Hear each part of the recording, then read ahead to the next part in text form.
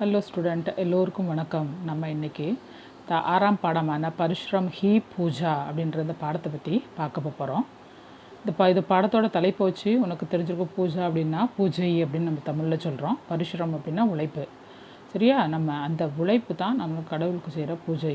அதுவே போதும். கடவுளுக்கு தனியாக பூஜை செய்யணும்னு அவசியம் இல்லை. உழைப்பு தான் நம்ம செய்ய வேண்டிய பூஜை அப்படின்னு சொல்லியிருக்கிறாங்க. அதை பற்றி கீழே என்ன விஷயங்கள் கொடுத்துருக்குன்னு நம்ம இப்போ இதிலேருந்து பார்த்துக்கலாம்.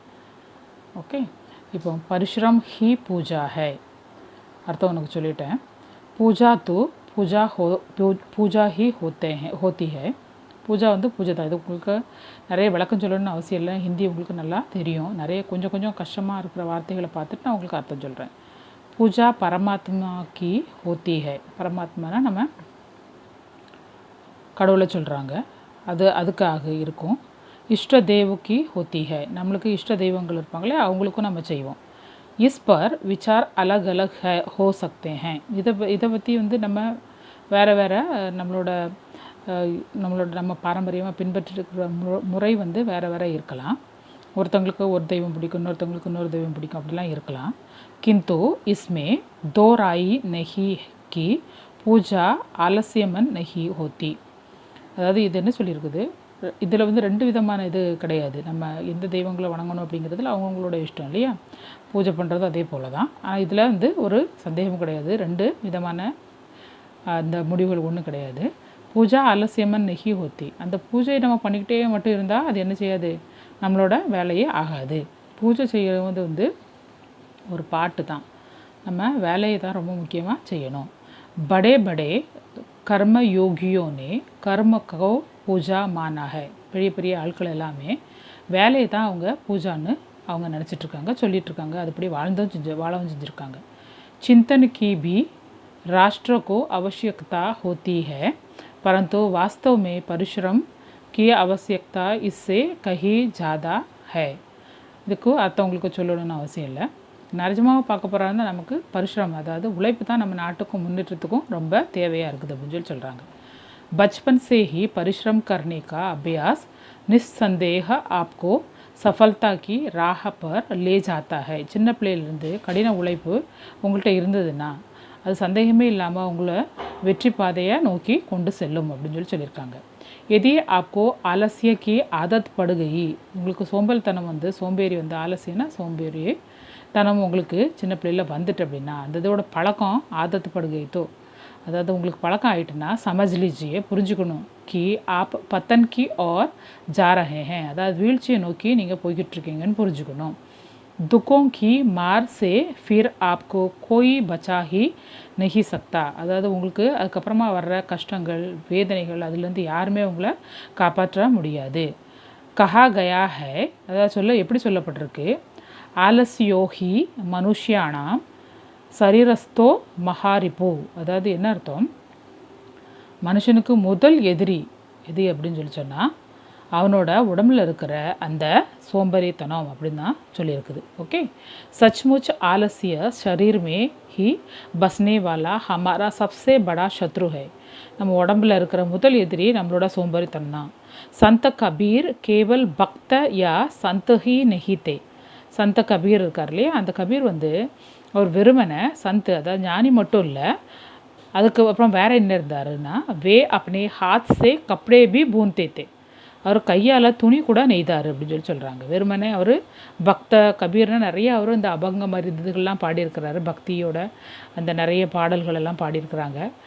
அப்போ அவங்க அதை மட்டும் செஞ்சிட்ருக்கல, அவங்க வேறு வேலைகளையும் பார்த்துக்கிட்டு இருந்தாங்க. என்ன செய்கிறாங்க, கப்படே பி பூந்தேத்தேன்னா என்னது, கப்படவும் நெய்தாங்களாம்.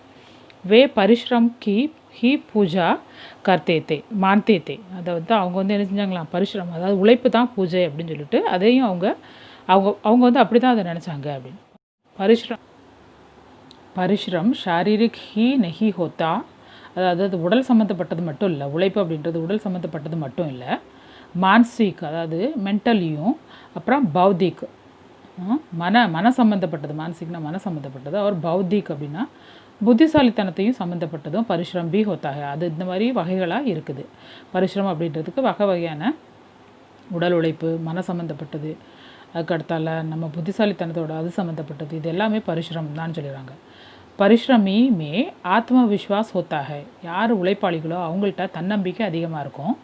உசே மாலும் होता है. அவங்களுக்கு தெரியும் கி பரிஷ்ரம் கா ஃபல் மீட்டா होता है. அது அவங்களுக்கு தெரியும். என்ன தெரியும்? பரிஷ்ரம் உழைப்போட அந்த பலன் வந்து ரொம்ப பெருசாக இருக்கும். மீட்டா होता है அப்படின்னு சொல்லிட்டு அவங்களுக்கு தெரியும். இது இனிப்பு இருக்குன்னு சொல்லிட்டு அவங்களுக்கு தெரியும். அதுக்கடுத்து ஃபல் மில்னே மே தேர் ஹோ சக்தி ஹை. அதாவது நம்ம உழைச்சதோட பலன் வந்து கிடைக்கிறதுக்கு கொஞ்ச நாள் ஆகலாம், அதாவது டைம் ஆகலாம். பரந்து பரிஷ்ரம் நிஷ்ஃபல் நெஹி ஹோ சக்தா. நிஷ்ஃபல்னா என்னது? அது வெற்றி இல்லாமல் போகவே போகாது அப்படின்னு சொல்லிட்டு. ஃபல்னா வெற்றி, நிஷ்ஃபல்னா வெற்றி தோல்வியாக ஆகவே ஆகாது. एक बार एक विद्यालय का परीक्षा परिणाम घोषित किया जा रहा था. ஒரு ஸ்கூலில் பரீட்சை எழுதினதோட அந்த பரிணாம்னா என்னது? நம்மளோட ரிசல்ட்டை வந்து அனௌன்ஸ்மெண்ட் பண்ணிட்டு இருந்தாங்க. एक बालक ने खड़े होकर कहा कि उसका परिणाम घोषित नहीं हुआ. ஒரு பையன் எழுமினு சொல்கிறான், என்னோட ரிசல்ட்டு சொல்லப்படலை, அறிவிக்கப்படலைன்னு சொல்கிறான். பிரதான் ஆச்சாரிய நீ கஹா. முதல் ஆச்சாரியனா ஆசிரியர் யார்? முதன்மை ஆசிரியர் சொல்கிறாரு. ஜின்கா நாம் நெஹி போலே கயே. யாரோட பேர் சொல்லப்படவில்லையோ வே உத்தீர்ண நஹி ஹே. அவங்க பாஸ் ஆகலை அப்படின்னு சொல்கிறாங்க. பாலக் திருடதா பூர்வக் போலா. அவன் கொஞ்சம் கூட அசைவே இல்லாமல் ரொம்ப ஃபுல்லாக அவனுக்கு கான்ஃபிடென்ட் இருந்துச்சு. அப்படி என்ன சொன்னான் அப்படின்னா, குருதேவ் அதாவது ஆசிரியரை சொல்லிட்டு சொல்கிறான், ஐசா நஹி ஹோ சக்தா. அப்படி ஆகவே ஆகாது. பிரதான ஆச்சாரியானே ஜோர் தேக்கர் கஹா. அவர் அதட்டி சொல்கிறாரு, பைட் ஜா தும் அனுத்தீர்ண ஹோ அப்படின்றாரு. உட்காரு கீழே, நீ ஃபெயில் அப்படின்னு சொல்லி சொல்கிறாரு. வித்யார்த்தி ஃபிர் பி நெஹி பைட்டா. அப்புறமும் உட்காரல. தோ பிரதான ஆச்சாரியானே, அப்போ முதன்மை ஆசிரியர் என்ன செய்கிறாரு, உஸ் பர் 5 ரூபாய் ஜுர்மானா லகா தியா. 5 ரூபா ஃபைன் போட்டுட்டாரு. வித்யார்த்தினே புனக நிவேதன் கியா. மறுபடியும் ரெக்வெஸ்ட் பண்ணுறான். तो जुर्माना 10 रुपया कर दिया गया. ரெண்டாவது டைம் அவள் அப்படி பேசினோன்னா அவருக்கு 10 ரூபா ஃபைன் போட்டாச்சு. வித்யார்த்தி ஃபிர் பி நெஹி பேட்டா. அப்புறமா ஒரு உட்காரல வித்யார்த்தி, அந்த மாணவர் உட்காரல. கக்ஷா அத்தியாபக், அதாவது கிளாஸில் அவர் இருப்பாங்களே கிளாஸ் டீச்சர், அவங்க என்ன சொல்கிறாங்க, நே பி கஹா. அவங்க என்ன சொல்கிறாங்க, சார் பாலக்டி கஹத்தாக. இந்த பையன் கரெக்டாக தான் சொல்கிறான். யஹா அனுத்தீர்ண நஹி ஹோ சக்தா. இவர் ஃபெயில் ஆகிறதுக்கு வாய்ப்பே இல்லை. यह पढ़ाई में कठिन परिश्रम करता है. இவன் படிப்புக்கு ரொம்ப எஃபர்ட் போடுறான், நிறைய எஃபர்ட் போடுறான், ரொம்ப கடின முயற்சி செய்து படிக்கிறான் அப்படின்னு சொல்கிறாங்க. இத்தனை மே வித்யாலயக்கா பாபு, அந்த பியூன் இருப்பான்ல, தௌடா ஆயா, ஓடி வர்றான். அவர் க்ஷமா மாங்கத்தே ஹுவே போலா. மன்னிப்பு கேட்டுட்டு என்ன சொல்லுறான், சார் டைப் ஹோனே மே ஏக் நாம் சுட்டு கயா தா. டைப் பண்ணுறதுல ஒரு பேர் விட்டு போயிட்டு அப்படின்னு சொல்கிறாரு. வஹ நாம் உசி பரிஷ்ரமி சாத்திர கதா. அந்த கடின உழைப்பு செய்கிற அந்த மாணவனுக்கு பேர் தான் அந்த இது இருந்துச்சு. அவர் உஸ்கே அங்க் பி சர்வாதிக் தே. எல்லாரை விடவும் அதிக மார்க்கு அவன் வாங்கியிருந்தான். வஹ பாலக் அவர் கொய் நஹி ஹே. அது வேற யாரும் இல்லை, பல்கி ராஜேந்திர பிரசாத் தே. அது வாழ்க்கையில் அவர் சின்னதாக இருக்கிறப்ப நடந்த ஒரு சம்பவத்தை சொல்லியிருக்கிறாங்க இங்கே. அவர் தன்னம்பிக்கைக்கும் இது ஒரு பெரிய உதாரணமாக நமக்கு தெரிய வருது இல்லையா. வஹி ராஜேந்திர பிரசாத், அந்த ராஜேந்திர பிரசாத் தான் ஜினோனே யார் அப்படின்னா, ஸ்வதந்திரதா ஆந்தோலன் மே, நம்ம சுதந்திர போராட்டத்தில் மே பட் சடுக்கர் ஹிஸ்ஸா லியா, அதாவது முண்டியடிச்சுட்டு அவருங்க பங்கு எடுத்தவர். ஆகே சல்கர் பாரத்கே பிரதம் ராஷ்டிரபதி சுனேகே. அதாவது அதுக்கப்புறமா சுதந்திரம் அடைஞ்சதுக்கப்புறமா ஃபஸ்ட்டு முதல் ராஷ்டிரபதியாக நம்ம ஜனாதிபதியாக அவர் தேர்ந்தெடுக்கப்பட்டார் அப்படின்னு சொல்லிட்டு அவரை சொல்லியிருக்கிறாங்க. ஓகே, சரி, இப்போ அவரோட சிறப்பை பற்றி நம்ம படிச்சிட்டோம். அதுக்கடுத்தால கீழே இன்னொன்று உதாரணம் உங்களுக்கு கொடுத்துருக்குது. व्याकरण के आचार्य कैयट दिन भर आजीविका के लिए परिश्रम करते और रात्रि को जाग कर व्याकरण लिखा करते. அவர் என்ன ஆச்சாரிய கையெட்டு அப்படின்னு சொல்லுவார். இலக்கணத்துக்கு ரொம்ப பெயர் போனவங்க. இலக்கணத்துக்கு நிறைய விதிகள், நிறைய அந்த இது எப்படி அப்படின்ற எல்லா வகைகளையும் அவங்க தான் தொகுத்து வழங்கியிருக்கிறாங்க. அவர் வந்து அதாவது தன்னோட டெய்லி ருட்டீனுக்காக அந்த இது பணம் வேணும் இல்லையா, அதுக்காக டெய்லி அவர் வேலை செய்வார். ராத்திரி போல் முழிச்சு இருந்து அந்த இலக்கணங்களை எழுதுவார். இஸ்ஸே உன்கா ஸ்வாஸ்திய கீர்னே லகா. அதிலிருந்து இது இப்படியே பண்ணிகிட்டு இருந்ததுனால அவருக்கு இல்லாமல் போக ஆரம்பிச்சது. उनकी पत्नी ने आग्रह किया அவங்க மனைவி வந்து ரெக்வெஸ்ட் பண்ணுறாங்க आप समाज के लिए महत्वपूर्ण कार्य कर रहे हैं நம்ம சமுதாயத்துக்காக ரொம்ப மிக உன்னதமான வேலையை செய்கிறீங்க घर का खर्चा चलाने की चिंता आप मुझ पर छोड़ दीजिए இந்த நமக்கு வீட்டுக்கு செலவு வந்து நீங்கள் என் மேலே நான் வந்து அதை பார்த்துக்கிறேன் என் மேலே விட்டுடுங்க அப்படின்னு சொல்கிறாங்க என்கிட்ட விட்டுருங்க அப்படின்னு வியாக்கரண ஆச்சாரியா என்ன சொல்கிறாரு अपनी पत्नी से बोला அவங்க மனைவிட்ட சொல்கிறாங்க तुम घर कैसे चलाओगे நீ எப்படி வீட்டை நடத்துவ वह भी घोर परिश्रमी थी அவங்களும் ரொம்ப கடின உழைப்பாளியாக தான் இருந்தாங்க आश्रम की सीमा पर खड़े कुश की मैं रस्सियाँ இந்த குஷ் வந்து அதை வச்சு நான் வந்து ரசி நம்ம வைக்கோல் வச்சு நமக்கு ரசி எல்லாம் பண்ணுவாங்க நீங்கள் பார்த்துருப்பீங்க ஊர்கள்லாம் அது நடக்கும் அந்த இதை நான் செய்வேன் आप एक दिन जाकर வாரத்தில் ஒரு நாள் சாப்தாஹிக் அதாவது வாரத்தில் ஒரு நாள் பஜார் கூடும் இல்லையா நம்ம ஸ்கூல் பக்கத்துலாம் சோமவார் பஜார் இருக்கு இல்லையா பஜார்மே பேச் ஆயியேகா அது ஒரு நாள் வாரத்தில் ஒரு நாள் போய்ட்டு அதை விற்றுட்டு வாங்க அப்படின்னு சொல்லிட்டு அவங்க சொல்லுறாங்க மனைவி கர்க்க கர்ச்சா इसी से चल जाएगा அதை வீட்டு செலவு நம்ம இதிலேருந்தே நடத்திக்கலாம் அப்படின்னு சொல்கிறாங்க आप व्याकरण की रचना के लिए अधिक समय निकाल सकेंगे அந்த இலக்கணத்தை எழுதுறதுக்கு நீங்கள் அதிக நேரம் அதுக்காக செலவிடுறதுக்கு உங்கள்கிட்ட இருக்கும் அப்படின்னு சொல்கிறாங்க ஆச்சாரியா கையட் ने पत्नी की बात स्वीकार की அவர் அவங்க மனைவி சொன்னதை ஏற்றுக்கிட்டாங்க व्याकरण கையட் போலே அவங்க பேரே அதுதான் व्याकरण கையட் போலே वहाँ तुमने तो बता दिया कि परिश्रम ही पूजा है நீ வந்து உழைப்பு தான் நம்மளோட பூஜை அப்படின்னு சொல்கிறத நீயும் எனக்கு சொல்லிட்ட அப்படின்னு சொல்கிறாரு श्रम से ही जीवन में सब साध्य होता है நம்ம கடின உழைப்பிலிருந்து தான் நம்மளுக்கு வாழ்க்கையில் எல்லாமே நமக்கு கிடைக்கும் அப்படின்னு சொல்கிறாங்க அப் தோ சீக்கிர சஃபல்தா மில்லேகா இனிமேல் நமக்கு என்ன செய்யும் சீக்கிரம் அந்த அவர் செய்ய வேண்டிய வேலைகளை முடித்து அதோட பலன் முடிவு கிடைக்கும் அப்படின்னு சொல்கிறார் ஆகே செல்கார் அப்புறம் பின்னால் அதாவது அதுக்கப்புறமா இந்த இது முடிஞ்சதுக்கப்புறமா அவர் அதுக்காக நிறைய நேரம் ஸ்பெண்ட் பண்ணதுனால உன்னோனே அத்புத் ரொம்ப ரொம்ப கிரேட்டுன்னு சொல்லலாம் அத்புத்னா ரொம்ப கிரேட்டான வியாக்கரன் கி ரச்சனா கி அவங்க தான் என்ன செஞ்சாங்களா அந்த இலக்கணத்தை எழுதியிருந்தாங்க புஸ்தக் இந்த புத்தகம் வந்து ஆகே செல்கர் இப்போ உள்ள காலங்களுக்கெல்லாம் வித்தியார்த்தியும் கேலியே மாணவர்களுக்காக பத் பிரதர்ஷக்கா காம் கர்னே லகி பத் பிரதர்ஷக்னா வழிகாட்டியா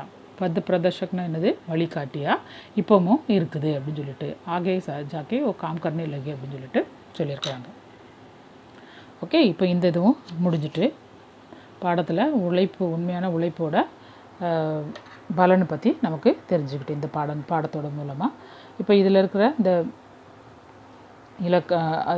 சப்த வாட்டிகாவில் இருக்கிற நய சப்த அதோட அர்த்தம் இது எல்லாத்தையும் படிச்சுக்கோங்க அப்புறமா பின்னால் இருக்கிற ஒரு இது இருக்குது அதில் நம்ம இப்போ என்ன செய்கிறது அப்படின்னு சொல்லிட்டு பார்ப்போம் கிஸ்னே இது 3 விதமாக எழுத சொல்லியிருக்காங்க கிஸ்னே கிஸ்ஸே கியூ கஹா லிக்கோ 3 விதமாக எழுதணும் யார்கிட்ட சொன்னால் ஏன் சொன்னாங்க அப்படின்னு சொல்லிட்டு 3 விதமாக எழுதணும் சார் டைப் ஹோனேமே ஏக் நாம் சுட்டுக ஆத்தா இந்த இதுக்கு விடையெல்லாம் உனக்கு ஈஸியாக தெரியும் அந்த பியூன்னு சொன்னார் இல்லையா யார்கிட்ட சொன்னான்னா பிரதானாச்சாரியா கிட்ட சொன்னாங்க ஏன் சொன்னாங்க அப்படின்னா அவங்க அந்த ஒரு பேர் வந்து அதில் விடுபட்டு இருந்துச்சு அதனால் அவர் ஓடி வந்து சொன்னார் இந்த மாதிரி இதுக்கு இருக்கிறத நான் வந்து எல்லாத்துக்கும் எழுதி வச்சுருக்கிறேன் இதை முதல்ல நீங்கள் தெரிஞ்சுக்கோங்க ஃபஸ்ட்டில் நீங்களே ஆன்சரை கண்டுபிடிச்சிட்டு அதுக்கப்புறமா இப்போ கொடுத்துருக்கிறத வச்சு இதில் என்ன செய்யுங்க நீங்கள் பார்த்து இதோட கேள்வி பதில்கள் எல்லாத்தையும் எழுதிக்கோங்க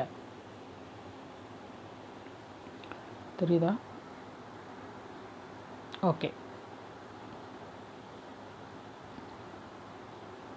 இந்த ஃபஸ்ட்டு கேள்வி கிஸ்னே கிஸ்ஸே கஹா இதுக்கு உத்தரில் 3 விதமாக கிஸ்னே கஹா கிஸ்ஸே கஹா கியூ கஹா 3 விதமாக எழுதியிருக்கிறது அதே போல் 2வதுக்கும் அதே போல் 3வதுக்கும் அதே போல் 4வதுக்கும் எழுதியிருக்கு சரியா இதை எல்லாத்தையும் பார்த்துட்டு நீங்கள் வீடியோவை ஸ்டாப் பண்ணி வச்சுட்டு இந்த இதுக்குள்ளே பதில்கள் எல்லாத்தையும் பார்த்து என்ன செய்யுங்க எழுதிக்கோங்க ஓகேவா சரி அதுக்கடுத்து இது முடிஞ்சதுன்னா ஓகே இது முடிஞ்சிட்டுனா இப்போ நம்ம இதில் உள்ள கிராமரை பார்க்க போகிறோம் இப்போ உங்களுக்கு சின்ன கிராமர் தான் இருக்கும் பெரிய கிளாஸ்க்கு போக போக உங்களுக்கு கிராமர் வந்து ரொம்ப அதிகமாகிக்கிட்டே போகும் அதனால் இதோட இதுக்கு இதுக்கெலாம் என்ன சொல்லுவாங்க அப்படின்றத நீங்கள் அடிப்படையில் தெரிஞ்சுக்கணும். இங்கே ஒரு ப்ராக்கெட்டு இங்கிலீஷில் நம்ம சொல்லுவோம் ஈஸியாக. இதை கோஷ்டக்குன்னு ஹிந்தியில் சொல்கிறாங்க. இதை சோட்டா கோஷ்டக் அப்படின்னு சொல்லியிருக்கிறாங்க. சின்னது. அதுக்கு அடுத்தது படா கோஷ்டக், அதுக்கு வர்க்காக்கார்னு கொடுத்துருக்குறாங்க. இது இப்படி போட்டால் அது வர்க்காக்கார், அதாவது படா கோஷ்டக். அப்புறமா இதை வந்து மன்சலா கோஷ்டக்குன்னு சொல்கிறாங்க. அதுக்கடுத்து இந்த இதுக்கு ஹன்ஸ்பத்துன்னு சொல்கிறாங்க. ஓகே, இது இந்தியோட பேர். இப்போ நமக்கு தமிழில் இந்த இதுக்கு ஃபஸ்ட்டில் இதுக்கு என்ன சொல்கிறாங்க அப்படின்னா பிறை அடைப்பு. இதுன்னா அந்த இதுக்கு ப்ராக்கெட்ன்றது அடைப்பு தானே, பிறை அடைப்பு. இது பேர் பகர அடைப்பு. அப்புறம் இந்த இதுக்கு பேர் இது வந்து எம்டியாக இருக்கு இல்லையா, நடுவில் ஒன்றும் இல்லை. அதனால் இதை வந்து சூனிய தொடைன்னு சொல்கிறாங்க. சூனிய தொடை அப்படின்றதுக்கு இப்போ இது வந்து போட்டுக்கிறாங்களே, இது தொடைன்னு இந்த ப்ராக்கெட்டுக்கு பேர் தொடை. அதுக்கப்புறமா இது நடுவில் ஒன்றும் இல்லை, அந்த எம்டி செட்டுன்னு இதை சொல்கிறாங்க. இங்கிலீஷில் செட்டுன்னு இதுக்கு பேர். எம்டி செட், அதாவது ஒன்றுமே இல்லாதனால சூனிய தொடை அப்படின்னு அது அப்படி சொல்லுறாங்க. அதுக்கடுத்து இந்த இதுக்கு பேர் முகடு. இந்த முகடில் இது எதுக்கு பயன்படுத்துகிறோம் அப்படின்னு சொல்லி உனக்கு தெரியும். ஏதாவது ஒரு வார்த்தை இடையில விட்டு போயிட்டு அப்படின்னா அந்த வார்த்தையை 2 வார்த்தைகளுக்கு நடுவில், அதாவது மேலே எழுதுவோம். அப்போது அந்த வார்த்தை 2 வார்த்தைகளுக்கு நடுவில் அது வரும் அப்படின்றது படிக்கிறவங்களுக்கு புரியும். அந்த இதுக்கு தான் முகடு அப்படின்னு பேர். இதை வேறு மாதிரியும் சொல்லலாம், சுட்டுக்குறி அப்படின்னு சொல்லிட்டு. ஓகே, இப்போ இதுக்குள்ள உதாரணங்கள் எல்லாம் உங்களுக்கு கீழே கொடுத்துருக்குறாங்க. இதை எதுக்கு பயன்படுத்தணும், எப்படி பயன்படுத்தணும் அப்படின்னு சொல்லிட்டு இது எல்லாமே நீங்கள் கட்டாயமாக தெரிஞ்சுக்கணும். இது எதுக்கு பயன்படுத்துகிறாங்கன்னு பாரு. தெரியுதா? சோட்டா கோஷ்டக் அப்படின்னு, அது சின்ன அடைப்புக்குறி. அதாவது இதுக்கு தமிழில் பிறை அடைப்பு அப்படின்னு பேர். இதை நீ பிறை அடைப்புன்னு கற்றுக்கிடலைனாலும் பரவாயில்ல, இதை சோட்டா கோஷ்டக் அப்படின்னு சொல்லிட்டு ஹிந்தியில் கட்டாயமாக உங்களுக்கு தெரிஞ்சிருந்துருக்கணும். அப்போது क्रम सूचक अक्षर अंक संवादमय लेखकों में हाव भाव सूचित करने के लिए इसका प्रयोग किया जाता है. छोटा கோஷ்டக்கா இது 2 இது நடுவில் அதை பிரித்து காட்டணும் அப்படின்னு சொல்கிறதுக்காக தனிப்பட்ட முறையில் அப்போ இதை என்ன செய்கிறாங்க, பயன்படுத்துகிறாங்க. அதுக்குள்ளே உதாரணம் சொல்லியிருக்காங்க பாரு. சோட்டா கோஷ்டக்கு சாகர், அதாவது சாகர் வந்து ஆச்சரியசே, அந்த ஆச்சரியத்தை வந்து அவங்க ப்ராக்கெட்டில் போட்டிருக்காங்க. ஆப் சப் மேரா இந்தசார் கர் ரஹே ஹேன் அப்படின்னு கேட்குறான். ரொம்ப ஆச்சரியமாக என்னையை எதிர்பார்த்துட்டு இருக்கீங்கன்னு கேட்குறான். ஓகே, நிம்ன பிரஷ்ன ஹல் கரோ அப்படின்னு கீழே 2 கேள்விகள் கொடுத்துருக்கு. இந்த அதையும் இப்படியும் சின்ன ப்ராக்கெட் போட்டிருக்காங்க, இந்த இதையும் ப்ராக்கெட் போட்டிருக்காங்க. இப்படி இல்லைன்னா இந்த இது வந்து இது சேர்த்து நம்ம படிக்க வேண்டியிருக்கும். ஃபுல் ஸ்டாப் வச்சாலும் கூட நிறைய பேருக்கு அது அவ்வளோ தெரியாதுன்னு சொல்லலாம். அதனால் இந்த ப்ராக்கெட்டுகள் தனிமைப்படுத்துறதுக்கு, இந்த இதுலேருந்து இதை தனிமைப்படுத்துறதுக்கு, உங்களுக்கு அடையாளப்படுத்துறதுக்கு பயன்படுது. அதுக்கடுத்து படா கோஷ்டக் பற்றி இங்கே விவரிச்சிருக்கிறாங்க.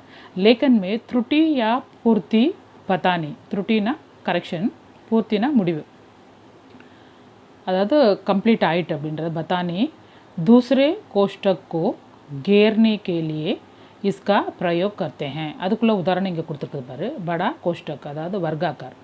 ரவீந்திரநாத் டாகூர் கா அனுவாதித்ன்றதை இவங்க என்ன செஞ்சுருக்காங்க, படா கோஷ்டக்கில் சொல்லியிருக்கிறாங்க. சாகித்யா சப் படுத்தே ஹேன், அதை எல்லாருமே படிக்கிறாங்க அப்படின்னு சொல்லுறாங்க. தேக்கோ ஆப்கா பத்ரா, இது வந்து நமோனா அதாவது எக்ஸாம்பிள் உள்ளது, டவில் உள்ள எக்ஸாம்பிள் போல் இருக்கணும். அதுக்காக இதை எப்படி ப்ராக்கெட் பண்ணியிருக்காங்க, அதாவது படா கோஷ்டக் போட்டிருக்காங்க. கே அனுசார் ஹோனா சாஹியே. ஓகே, அதுக்கு அடுத்தால 3வது என்ன இருந்துச்சு, மஞ்சளா இல்லையா, மஞ்சளா கோஷ்டக் தான் இருக்கு. அதோட உதாரணம், ஏக் சாதாரண பத் से संबंध रखने वाले अलग अलग पंक्तियों के शब्दों को मिलाने के लिए इसका प्रयोग करते हैं. சரியா, ஒன்று போல் இருக்கும், அதை தனித்தனியாக காட்டுறதுக்காக அதை வந்து உபயோகப்படுத்துகிறாங்க அப்படின்னு சொல்லிட்டு இதுக்கு உதாரணம் உங்களுக்கு இங்கே கொடுத்துருக்காங்க. இப்போ நீங்கள் இதை பார்த்துக்கிட்டிங்கன்னா உங்களுக்கு புரிஞ்சுக்கணும். கோதான், நிர்மலா, கபன், இந்த 3 ஒரு ஸ்டோரியோட பேர். சரியா, ஒரு தனித்தனி ஸ்டோரிகளோட பேர். இந்த 3ஐயும் ஒரே ஒரு ரைட்டர் தான் எழுதியிருக்கிறாரு. அதனால் இந்த 3ஐயும் ஒரே இதில் அடைச்சிட்டாங்க இவங்க. பிரேமச்சந்த் ஜிக்கு பிரசித்த உபன்யாஸ் ஹே அப்படின்னு சொல்லிட்டாங்க. இப்போ பாரு, இது துளசிதாஸ் காளிதாஸ் மகாகவி மானே ஜாத்தே ஹேன். ஓகே, இது வந்து இவங்க இது 2 பேருக்கும் இப்படி போட்டு 2 பேரும் மகாகவி. அதனால் துளசிதாஸ் மகாகவி ஹே, காளிதாஸ் மகாகவி ஹேன்னு தனித்தனியாக எழுதுறதுக்கு பதிலாக இப்படி 2 பேரும் ஒரே மகாகவின்ற அந்த அடைப்புக்குறிக்குள்ளே அவங்கள அது போட்டாச்சு. அப்போ உங்களுக்கு அது புரிஞ்சு வந்துடும். அதுக்கடுத்தால இங்கே ஹன்ஸ்பத், இங்கே கடைசியில் இருந்துச்சு இல்லையா, அந்த நம்ம முகடு சொன்னமே, அந்த இதுக்கு என்ன விளக்கம்னு நம்ம பார்க்கலாம். लेकिन में जब कोई शब्द छूट जाता है, ஏதாவது வார்த்தைகள் விடுபட்டுட்டுனா तब उसे पंक्तियों की ऊपर लिख कर இந்த இது ஹன்ஸ்பத் யஹ சிஹ்ன லகாத்தே ஹேன் இதை போடுறாங்க. இப்போ அதுக்குள்ள உதாரணம் நம்ம இப்போ என்ன செய்யலாம் பார்க்கலாம். ஹன்ஸ்பத் பாரு, அஸ்மி நே சுந்தர் பேட் கார்டு பனாயா. சுந்தர் எழுத மறந்துட்டா, அதனால் பேட் கார்டு போடுறதுக்கு முன்னால் இந்த 2 வார்த்தைகளுக்கு இடையில மேலே காமிச்சிட்டாங்க. அதுக்கடுத்து பிதாஜி கல், இந்த இது முகடு போட்டு மும்பை ஜாயங்கே ஆயங்கே. அப்படி இல்லைனா பிதாஜி கல் ஆயங்கே, எங்கே மும்பை ஆயங்கே, அது தெரியணும் இல்லையா, அதனால் இந்த வார்த்தை வெளிப்பட்டதுனால மேலே போட்டிருக்காங்க. அதுக்கடுத்தால இன்னும் ஒன்று இருக்குது, இல்லை காமாயணி மகாகாவிய, இங்கே ஒரு கோடு போடணும், கவி ஜெய்சங்கர் பிரசாத். இந்த இது அவர் யார் அப்படின்னா மகாகாவியா, அந்த இதை எழுதினவர் யாருன்னா ஜெய்சங்கர் பிரசாத் அப்படின்னு சொல்லிட்டு அந்த இதை அது மகாகாவி அப்படின்றத ப்ராக்கெட்டில் போட்டு அதோட வார்த்தைகளோட வராமல் இது ப்ராக்கெட் போட்டு தனிமைப்படுத்தி காட்டியிருக்கிறோம். விஷாக்கா லண்டன் சே தில்லி ஆத்தி ஹே. விஷாக்கான்ற பொண்ணு லண்டன்லேருந்து தில்லி வருவானாம். ஆனேக்கு சூச்சனா நெஹி தீத்தி ஹவா சைசி. காற்று எப்படி நமக்கு அது வர்றது போது நமக்கு அறிவிப்பு கொடுக்கறது இல்லையோ, அதை போல் இவளும் என்ன செய்கிறது இல்லையா, அறிவிப்பு கொடுக்கறது இல்லையா, அதனால் ஹவா சைசின்றதை நம்ம ப்ராக்கெட் போட்டு காட்டியிருக்கோம். அதுக்கடுத்து பால் பாரதி சுலப் பாரதி, இது ஹிந்திக்கு புஸ்தகே ஹேன், அதனால் இது என்ன செஞ்சுருக்காங்க, இது ரெண்டைக்கும் நமக்கு அந்த இதை போட்டு காமிச்சிருக்கிறாங்க. ஓகே, கிசி தின் ஹம் பி ஆப்கே டேஸிங்க, இது வந்து டேஸில் இந்த 2 இடத்துக்கு இடையில ஒரு வார்த்தை விடுபட்டிருக்கு, கர் ஆயேங்கே. ஓகே, ஆப்கே ஆயங்கேன்னு இருக்கக்கூடாது இல்லையா, கர் ஆயங்கே, அதனால் இதை முகடு போட்டு காமிச்சிருக்கிறாங்க. ஓகேவா, சரி, இவ்வளோ தான் இந்த பாடத்தோட நம்ம முடிவுக்கு வந்துட்டோம். இந்த இலக்கணங்களையும் நீங்கள் கற்றுக்கோங்க, உங்களுக்கு ரொம்ப பயனுள்ளதாக இருக்கும். பாடத்தையும் 2-3 டைம் நல்லா ரீடு பண்ணுங்கள், கேள்வி பதில்களை மனப்பாடம் பண்ணுங்கள். இது எல்லாமே உங்களுக்கு ஹிந்தியை நல்லா சரளமாக இலக்கண பிழை இல்லாமல் அப்படி பேசுகிறதுக்கு உங்களுக்கு ரொம்ப பயன்படும். ஓகேவா, தேங்க்யூ ஸோ மச்.